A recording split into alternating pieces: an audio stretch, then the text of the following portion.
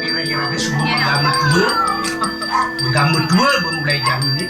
Satu, larangan yang harus disampaikan Bapak tadi itu yang Bapak itu kan sing bilang.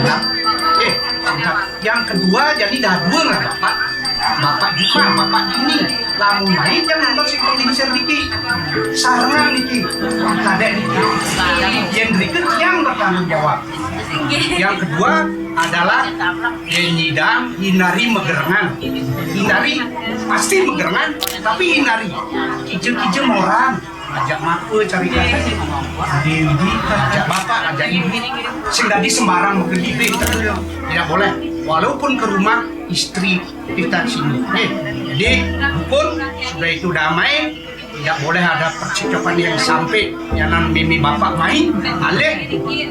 Itu saja intinya. Dan sen orang makunan yang umur 16 ini menggerangan bundung gini. Abu gue umur muda. Laksanakan kalau masuk sudah itu tepati waktu yang tepat untuk ke rumah. Namun si tidak bel kerjanya ada. Yang temannya ngatur, yang penting saling pengertian. Terima kasih sudah.